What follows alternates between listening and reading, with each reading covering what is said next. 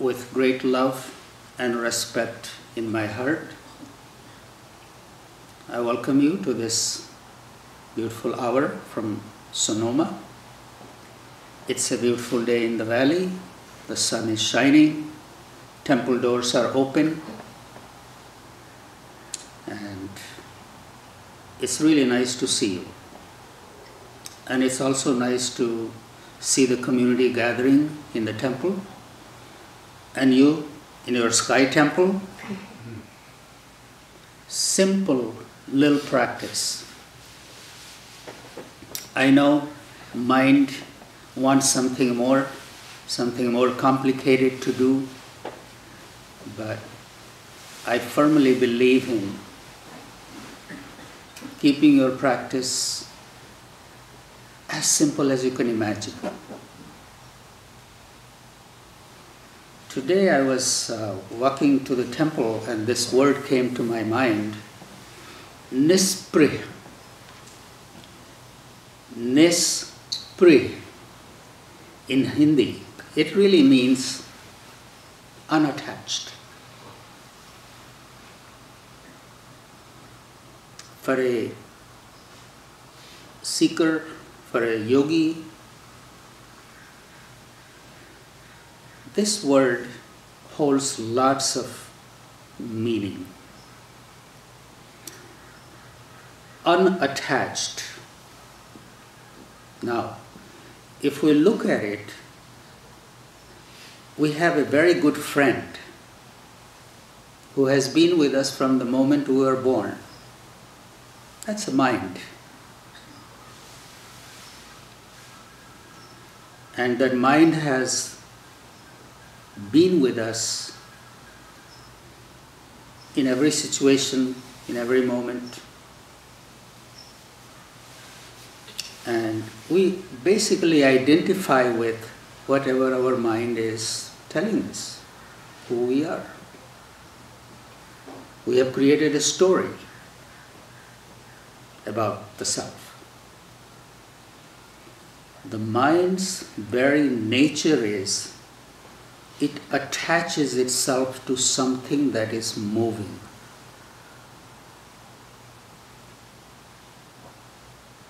That is transient. And whatever it attaches itself to, that becomes our reality. Wherever our mind is, that becomes our reality. And we keep on creating stories, identifying with those stories, and trying to solve the stories, or trying to get away from something, trying to go towards something. And out of this nature of the mind, we have created gods and goddesses and religions and traditions and practices and this and that. It's all created because of our mind.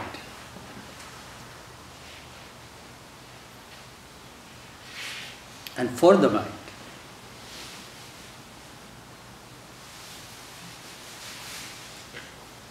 And if you begin to study yoga or any tradition, it's more about disciplining the mind, stilling the mind, meditating. Why do we meditate? We meditate to calm my mind. So, this mind creates the Maya and then tries to get out of this Maya. The word Nisprih means unattached.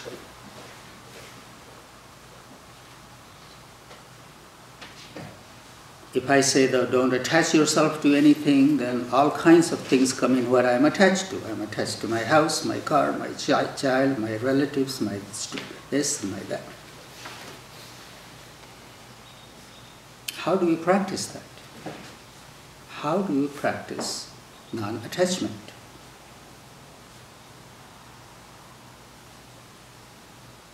Then again, mind comes in, telling me I'm not attached.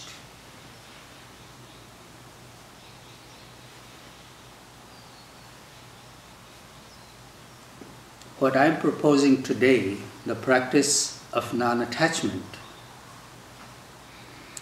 we all can practice it. It's not a dogma, it's not a technique, it's one way, and there are many other ways.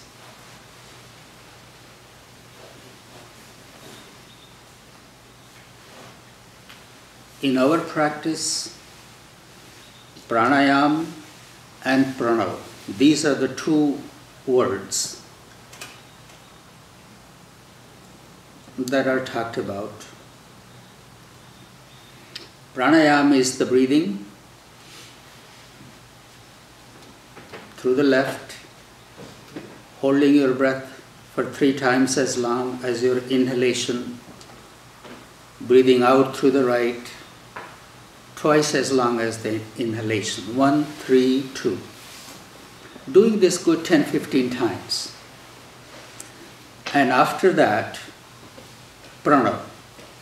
Pranav is the sound that we resonate our inner body with, that is Om.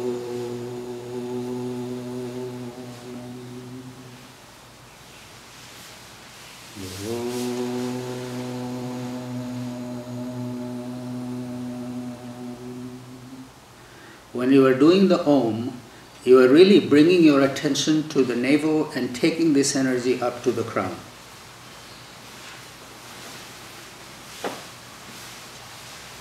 Doing this for a good 10-15 minutes and then doing nothing. Again, we have to do something to come to or to experience, to touch that state, the Nisprih state of the mind, when it's not attaching itself to anything. After doing the breathing and resonating our inner universe with the sound, there comes a state of being that is very self-contained. It's not looking for anything, not wishing for anything, not aspiring for anything, not judging anything. It's just a state of being.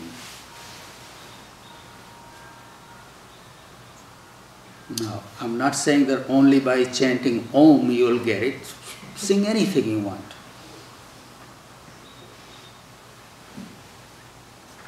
As long as you are feeling that sound resonating in your whole inner being. Yogis have practiced on this, have done their research on it. So Om is a very good sound that combines all various frequencies into one sound. Different resonance into one. Om. And you're raising the sound from the navel and vibrating in the crown, and it's very cleansing.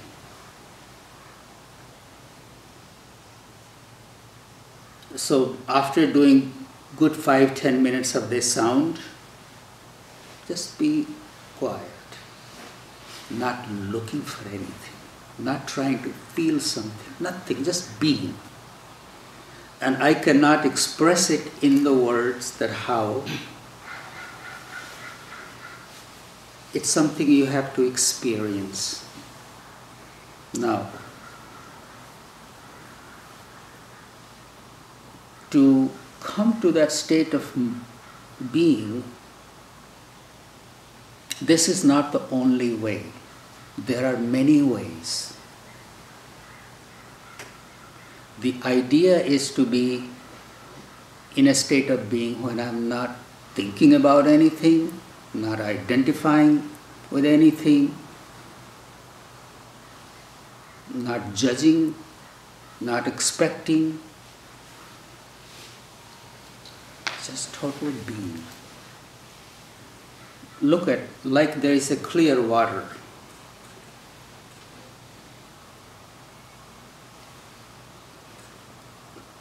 no matter what color dye you put into it, will take that color. You put more dye, the color will change. Put some other things, color will change.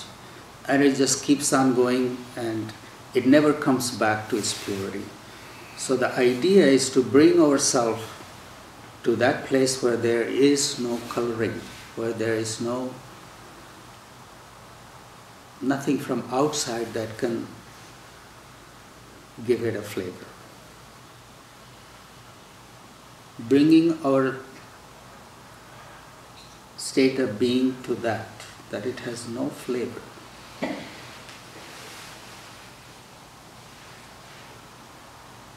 It is called stilling the mind, purifying the mind, many names. I just want to go take your attention even beyond mind. Nisprih, unattached.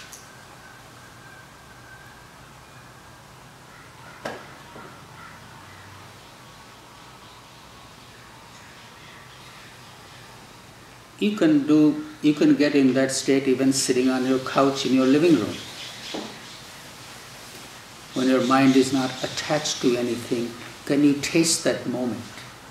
Can you experience that moment? The moment you say, I got it, you are out of it. When you are in it, you are not even aware of it. Boond boond se ghat bhare, you fill the bucket with every drops. So what I am proposing today, that don't make a big deal about being spiritual or religious or this or that. Try to find that droplet when your mind was not attached to anything.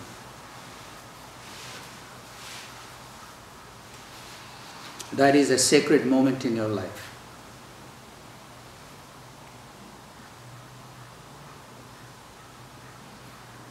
Again, techniques. We have to do something in order to enter. The other thing is stillness of your mind, stillness of your eyes. Think about this.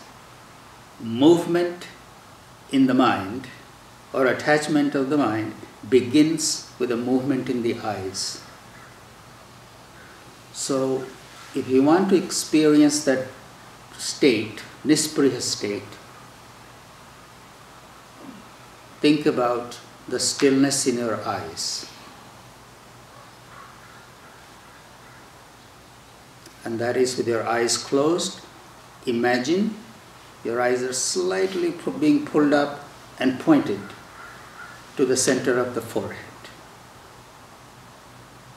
as if two balls tied to this.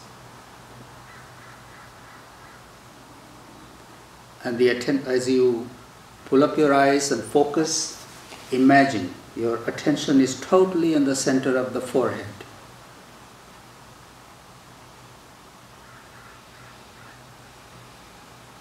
Just for a short time. So these are little techniques again, techniques to go to that state of being Nisprih.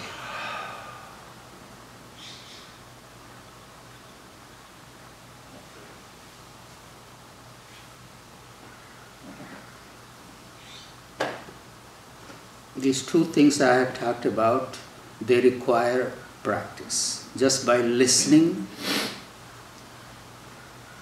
it will not make any difference. How do we take a little time to practice these things? How do we prepare ourselves for practice is also important.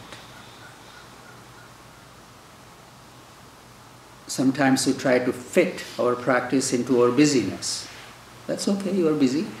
But when it's time, you have taken the time to practice these things, have a little ritual or something. Just push away everything. Maybe wash your hands and splash a little water on your face and settle down. And then even have a little conversation with yourself. I'm going to pull back.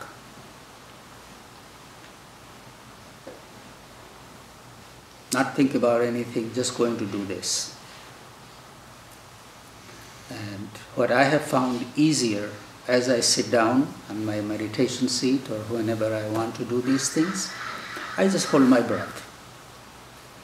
Just hold my breath. And close my eyes. Try to hold the breath as long as I can, and then slowly release it. Again, 2-3 times, and it really helps just calm everything down. You can do that too. You don't have to sit on the meditation seat, just reclining on your chair, just close your eyes, and for a moment just pause your breath. The mind will come in and say, oh, it's uncomfortable, I'm not going to have any, and anxiety comes in. That's okay. Then slowly start breathing out. And in the process, you are learning how to deal with anxiety also. Usually mind will throw a suggestion and we make it real and we start going to solve that problem. If you just keep doing it and not give importance to that suggestion of the mind, it will calm down. Otherwise, you hold your breath, you become a little anxious, then you start talking, oh, I get anxious. Now you start Googling how to deal with your anxiety. The whole idea is to get away from that.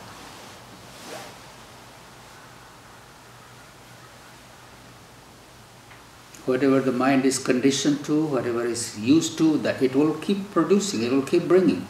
But my thing is not to pay that much attention to it. I'm going to explore something within.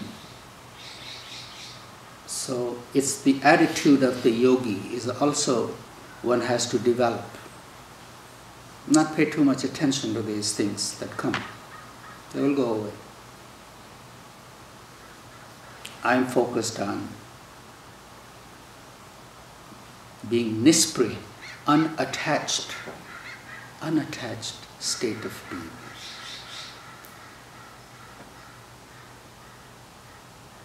And we all can practice it. We can practice it anytime, anywhere, whenever we want to do this. And it's not a meaningless thing. It's a powerful thing. Keep gathering those drops.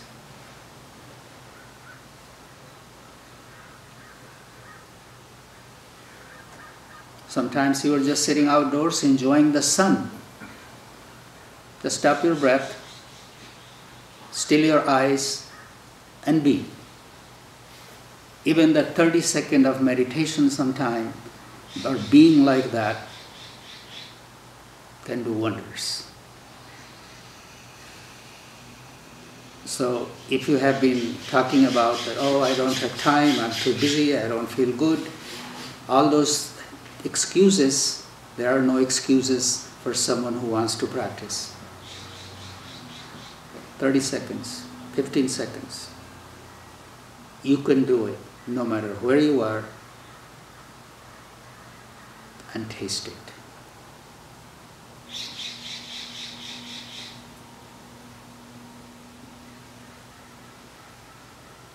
And once we get a taste of it, it can expand. It can expand. There is so much to explore within. And there is only so much we can explore with the mind. Practice, practice, practice. Take a little time to practice these things. Thank you very much for being here today.